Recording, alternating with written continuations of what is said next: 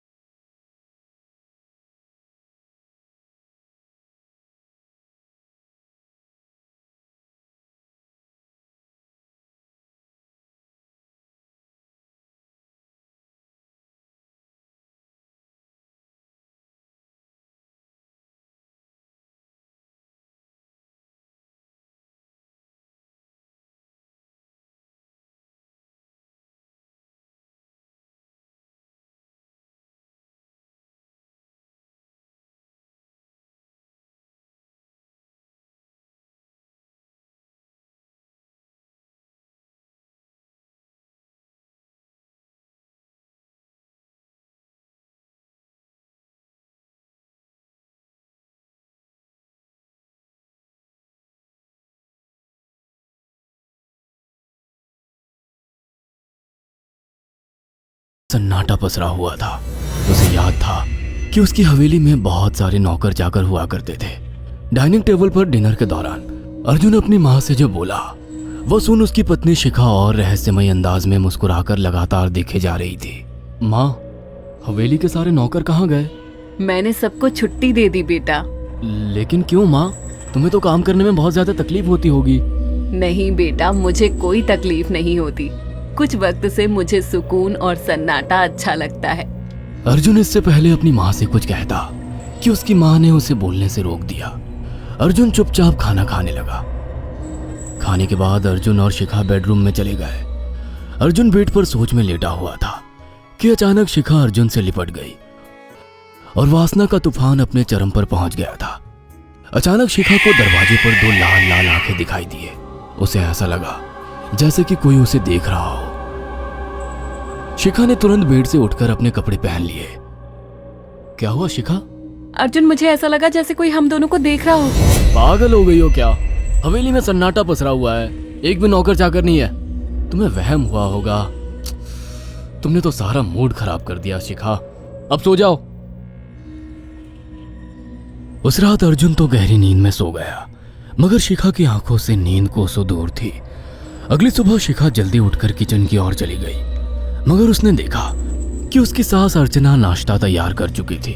माँ, आपने तकलीफ क्यों की? मुझे बुला लेती आप। शिखा की बात सुनकर उसकी सास अजीब से अंदाज में शिखा की ओर देखने लगी।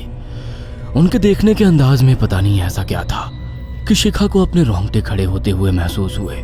अर्चना धीरे धीरे करीब कदमों से शिखा के करीब आकर बोली, कोई बात नहीं बेटी, तुम्हें अब यहीं रहना है। तुम सिर्फ मेरे बेटे के साथ प्यार से रहो और जल्दी से मुझे एक पोता दे दो। काम की चिंता मत करो, वो सब मैं कर लूंगी। कुछ ही दिनों के बाद अर्चना गर्भवती हो गई। उसे हवेली में रहते हुए 6 महीने से ज्यादा वक्त हो चुका था और इन 6 महीनों में उसने नोट किया कि जब से वो गर्भवती हुई है, उसकी सास अचानक से आकर उसके पेट पर हाथ फेरने लगती और अजीब से अंदाज में उसके पेट को घूरने लगती। शिखा ने तंग आकर अर्जुन से कहा, अर्जुन, मुझे तुम्हारी माँ का बिहेवियर बड़ा अजीब लगता है। तुम्हारी माँ जब देखो मेरे पेट पर आकर हाथ फेरती रहती है। अरे माँ को अपने पोते के आने का बेसब्री से इंतजार है शिखा, इसमें अजीब लगने वाली क्या बात है? मैं तुम्हें कैसे समझाऊं? मैंने माँ की आंखों में एक अजीब सी चमक देखी है। कैसी चमक? शिखा के मुंह से अचानक से एक अल्फाज निकल गया, जैसे किसी डायन की आंखों में होती है। शिखा की बात सुनकर अर्जुन का गुस्सा 7वें आसमान पर पहुंच गया। वो गुस्से से चीखते हुए बोला, खबरदार शिखा, आगे एक शब्द मेरी माँ के खिलाफ मत निकालना, नहीं तो मुझसे बुरा कोई नहीं होगा। तुम्हें शर्म आनी चाहिए शिखा। जब से तुम यहाँ पर आई हो तब से मेरी माँ तुम्हारी कितनी चिंता करती है। वह तुम्हें समय से खुद नाश्ता बनाकर देती है, खाना देती है, यहाँ तक कि हवेली की साफ सफाई भी वो अकेली करती है। क्या बोलूं अब तुमसे, शर्म आती है मुझे तुम्हें अपनी पत्नी कहते हुए। इतना कहकर अर्जुन गुस्से से कमरे से निकल गया। शिखा अर्जुन से बहुत कुछ कहना चाहती थी मगर कह नहीं पाई। उसने महसूस किया था कि चाहे कितनी भी तेज आंधी और तूफान आए, मगर हवेली के अंदर धूल की एक परत तक नहीं जमती थी और दिन ब दिन अर्चना के चेहरे की झुर्रियां कम होती जा रही थी। ऐसा लगता था मानो वो जवान हो रही हो। शिखा के अब 9 महीने कंप्लीट हो चुके थे और एक रात अचानक उसे प्रेगनेंसी पेन होने लगे। वो दर्द से तड़पने लगी। ये देखकर अर्जुन घबरा गया। वो दौड़ा दौड़ा माँ को बुलाकर लाया और बोला, माँ, हमें तुरंत शिखा को किसी अच्छे हॉस्पिटल में एडमिट कराना होगा। अर्जुन ने देखा कि उसकी माँ ने उसकी बात को सुना ही नहीं। वो तो बस शिखा के गर्भ की ओर आंखें फाड़ फाड़ कर देखी जा रही थी। अर्जुन एक बार चिल्लाकर कहा, माँ, हमें शिखा को इसी वक्त हॉस्पिटल में एडमिट कराना होगा। नहीं, शिखा की डिलीवरी हॉस्पिटल में नहीं, इसी हवेली में होगी। लेकिन इस हवेली में आपके और मेरे अलावा कोई नहीं है।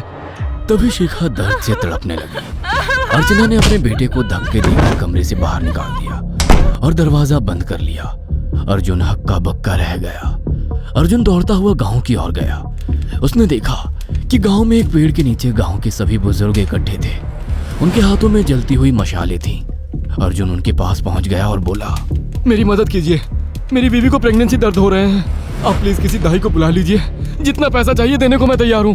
तभी उसके कानों में गांव के सरपंच की आवाज टकराई, बेवकूफ लड़के, तू अपनी बीवी को एक डायन के यहाँ पर मरने के लिए छोड़ आया। क्या कहना चाहते हैं आप? आप जानते हैं आप क्या कह रहे हैं? वही जो तू सुन रहा है। तेरी माँ एक डायन है। इन गांव वालों के हाथों में जो मशाले देख रहा है ना, हम तेरी ही हवेली में आग लगाने जा रहे थे। तेरी माँ ने इस गांव में ना जाने कितने नौजवानों को मार कर खाया है। तेरी माँ एक डायन है। लगता है आपका दिमाग खराब हो गया है। आप जानते भी हैं मैं कौन हूँ? हाँ, मैं जानता हूँ। तू ठाकुर धीरेन्द्र प्रताप का बेटा है। तेरे पिता को शक हो गया था कि तेरी माँ एक डायन है, इसीलिए उन्होंने तुझे हमेशा उससे दूर रखा। पहले तेरी माँ ने तेरे पिता को मारा और धीरे धीरे करके वह हवेली के सारे नौकरों को मार कर खा गई और फिर गांव वालों को भी मारने लगी। और अब तो तेरे होने वाले बच्चे को खाएगी, क्योंकि डायन को नवजात शिशु का मांस खाना बहुत पसंद होता है। अगर मेरी बात पर यकीन नहीं है तो चलकर मेरे साथ तो खुद अपनी आंखों से देख ले। इतना कहकर सरपंच अर्जुन को लेकर हवेली की ओर चल पड़ा। उसके पीछे कई लोग थे जो जलती मशाले पकड़े हुए थे। हवेली के अंदर घुसकर उन्होंने उस कमरे के दरवाजे को तोड़ दिया जहां पर शिखा थी। कमरे का मंजर देखकर अर्जुन के रोंगटे खड़े हो गए। उसने देखा कि उसकी माँ एक बेहद भयानक रूप में उसके बच्चे का मांस खा रही थी और उसकी पत्नी शिखा फर्श पर मरी हुई पड़ी थी और पूरा फर्श खून से लाल था। अर्जुन को अपनी आंखों पर यकीन नहीं आ रहा था कि तभी उसकी माँ उसके ऊपर झपटी। सरपंच ने चीखकर कहा, अरे इस डायन को आग लगा दो, जिंदा जला दो इसे और साथ ही इस हवेली को भी। सभी लोगों ने जलती हुई मशालें डायन के ऊपर फेंक दी। देखते ही देखते डायन दर्द से चीखने और चिल्लाने लगी और कुछ ही देर में वो जलकर राख हो गई। हवेली में आग लगते ही सभी लोग अर्जुन को खींचकर बाहर ले आए। अगले दिन अर्जुन अपनी पत्नी की यादें साथ लेकर आंखों में आंसू लिए दोबारा लंदन वापस चला गया। अगर आपको हमारी ये कहानी पसंद आई हो तो इसे लाइक और शेयर करना ना भूलें। साथ ही ऐसी और नई कहानियों के अपडेट्स पाने के लिए हमारे चैनल अक्षु टीवी को जरूर सब्सक्राइब करें।